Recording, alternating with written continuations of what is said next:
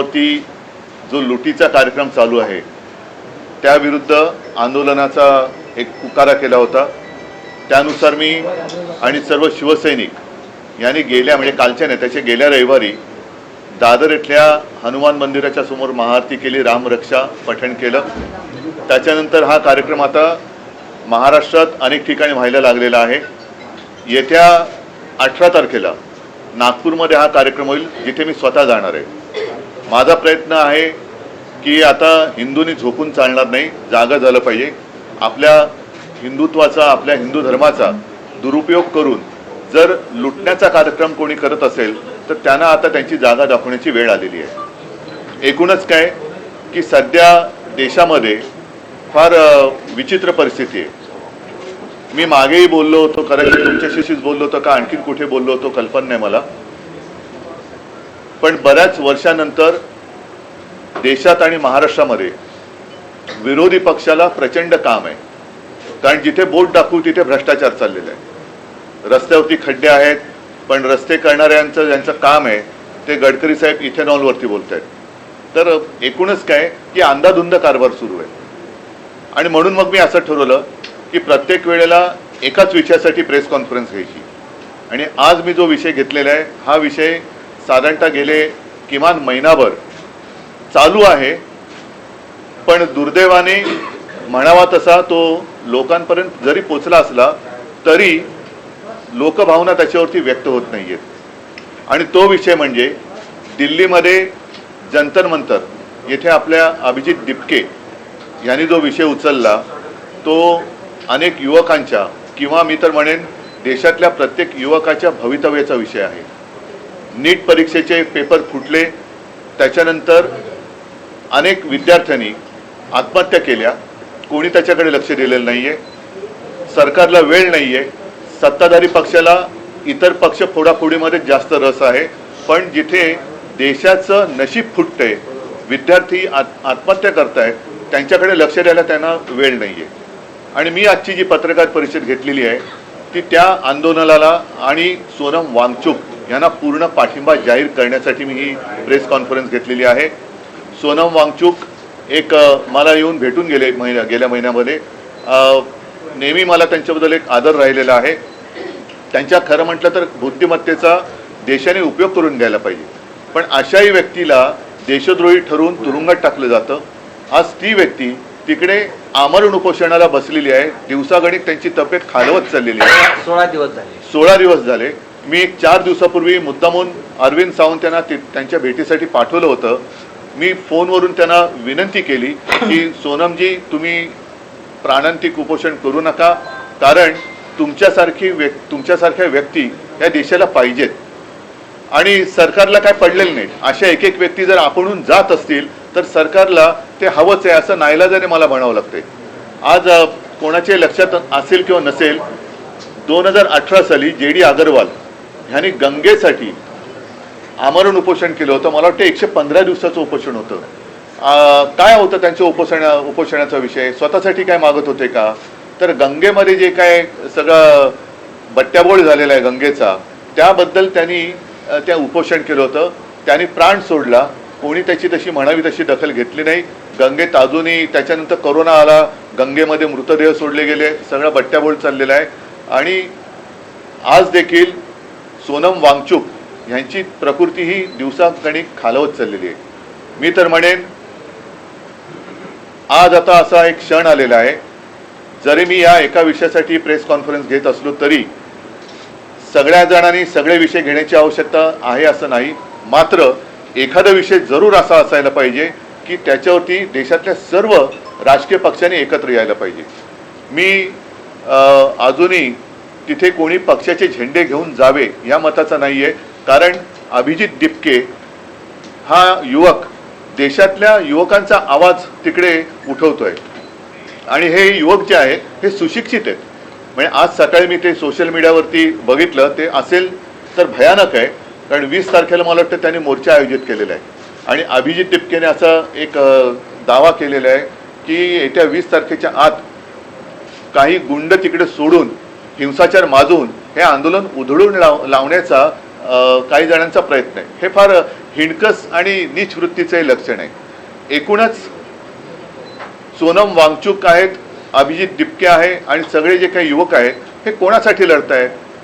देशातल्या सर्व युवकांनीच नव्हे तर त्यांच्या पालकांनी सुद्धा जागं झालं पाहिजे की अरे आत्महत्या करणारा हा जरी त्यांचा मुलगा होता किंवा त्यांची मुलगी होती, पण कदाचित उद्या आपल्यावरती वेळ येऊ शकते. हा विषय राजकीय पक्षाचा नाहीये, राजकारणाचा विषय नाहीये, हा देशाचा विषय आहे. आणि त्यासाठी मला असं वाटतं देशभर काही ना काहीतरी प्रत्येक, आता मी म्हणेन मग प्रत्येक राजकीय पक्षाने देशभरामध्ये आपापल्या राज्यामध्ये त्यांच्या समर्थनार्थ काहीतरी केलं पाहिजे. कारण देश जोपर्यंत जागा होत नाही तोपर्यंत या बेफिकीर सत्ताधाऱ्यांना त्यांची जागा कळणार नाही. काय मागतायत सोनम वांगचुक? काय सरकार त्यांच्याशी जाऊन बोलले तरी का? मला आठवत आहे जेव्हा अण्णा हजारे तिकडे उपोषणाला बसले होते तेव्हा सुषमा स्वराज यांनी एक भाषण केलं होतं. ते भाषण आजही उपलब्ध असेल. निदान त्यावेळेला त्यांच्याबरोबर चर्चा तरी झाली होती किंवा असावी असं मला वाटतं. तुम्हाला आठवण करण्याचा विलासराव देशमुखांची नियुक्ती केली होती. विलासराव देशमुखांची नियुक्ती केली गेली होती. आता कोणी तिकडे ढुंकून बघायला नाहीये तयार. काय फरक काय पडतो? जर एखाद्या व्यक्तीकडनं एखादं काम नीट होत नसेल तर त्या व्यक्तीला बदलण्याची मागणी होत असेल की जिच्यामुळे लाखो विद्यार्थ्यांचं भविष्य हे बर्बाद होत असेल तर त्या व्यक्तीला बदलायला काय हरकत आहे? ह्याच्यामध्ये कमीपणा काय? धर्मेंद्र प्रधानांचा राजीनामा घेऊन तिकडे जर काय सक्षम व्यक्तीची नेमणूक केली गेली तर याच्यात कमीपणा मानण्याचं कारण काय?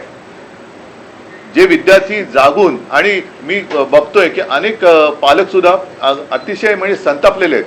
त्यांनी त्यांच्या आयुष्याची पुंजी लावून माझा मुलगा माझी मुलगी शिकली पाहिजे, सुशिक्षित झाली पाहिजे, मोठी झाली पाहिजे, मला शिकता नाही आलं पण माझा मुलगा किंवा मुलगी शिकली पाहिजे, त्या मुलाचं संपूर्ण शिक्षण आणि त्यांची आयुष्यभराची पुंजी ही एका याच्यात बर्बाद होते आणि कोणाला काही पडलेलं नाहीये.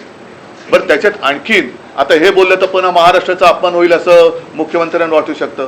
कारण या नीट परीक्षेचं जे काही पेपर फुटीचं केंद्र आहे हे महाराष्ट्रामध्ये होतं. अटका झाल्या, पुढे काय? पुढे काय? मग एकूण एका पाठोपाठ एक पेपर फुटत आहेत. त्याच्यानंतर आपल्या महाराष्ट्रातल्या शिक्षण मंत्र्यांच्या घरासमोर सुद्धा आंदोलनं झाली. तर कोणाला कारभाराची काही चिंता नाहीये. देशात काय चाललंय त्याच्याबद्दल काही पर्वा नाहीये. आम्ही आपले परदेशात फिरतो, आम्हीच आपले भाडीचे तट्टू आणून आमचं स्वागत करून घेतोय आणि सगळं काय आबादी आबाद आहे असं भासवतोय. हे मला वाटतं चांगलं लक्षण नाही. आज परत एकदा सांगतो, मी शिवसेनेतर्फे सोनम वांगचुक आणि या मुलांच्या आंदोलनाला पूर्ण पाठिंबा जाहीर करत आहे. आणि ज्या ज्या वेळेला शक्य असेल, जिथे आम्ही उतरण्याची गरज असेल तिथे महाराष्ट्रभर आम्ही तर उतरूच.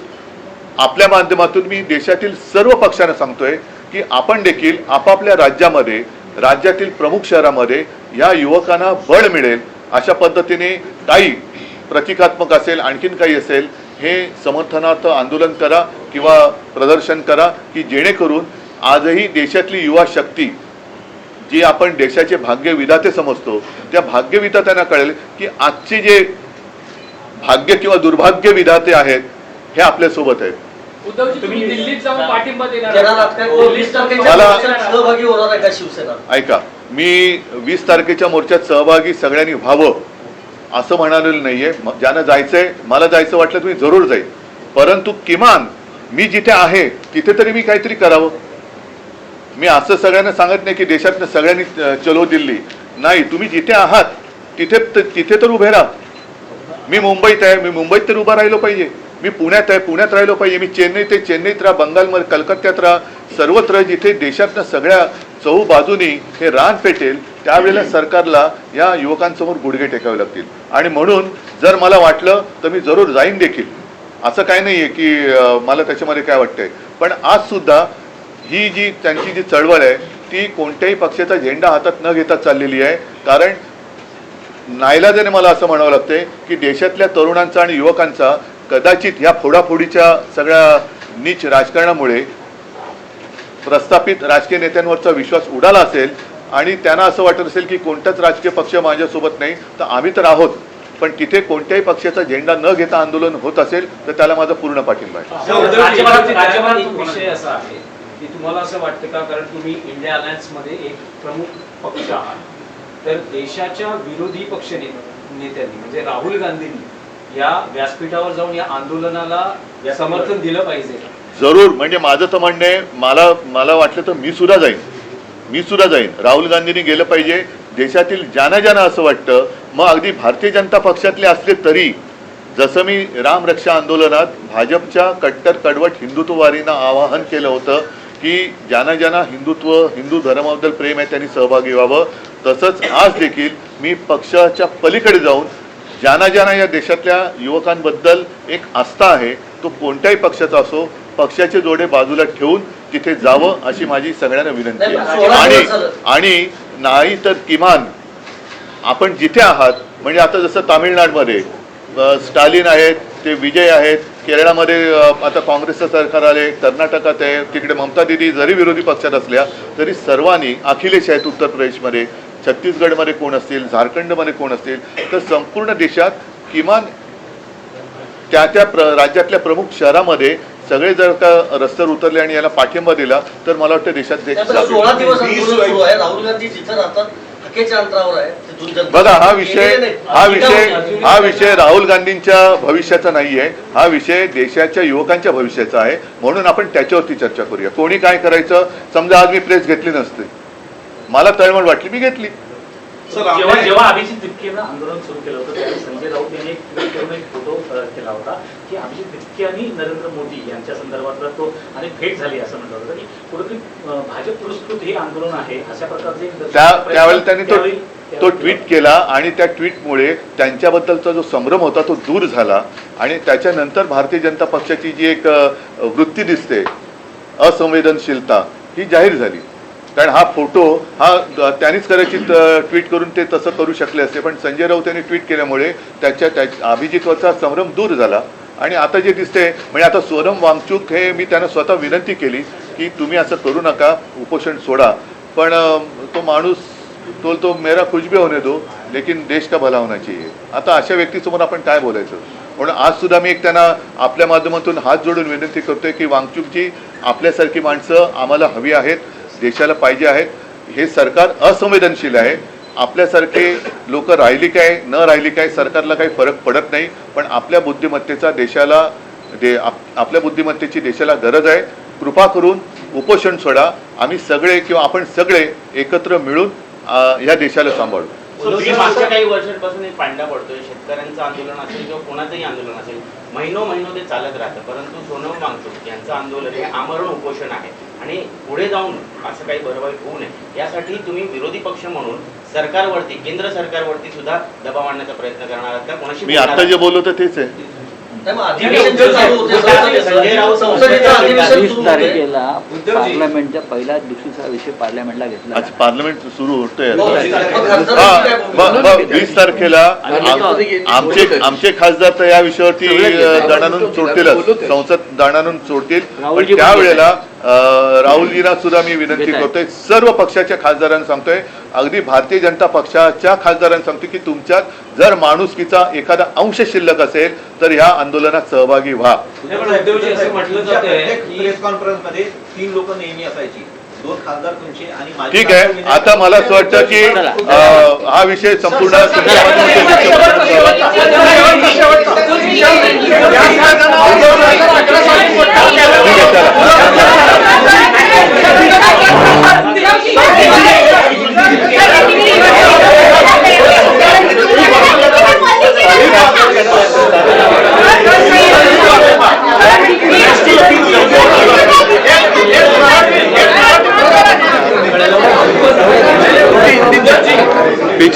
पिछले कुछ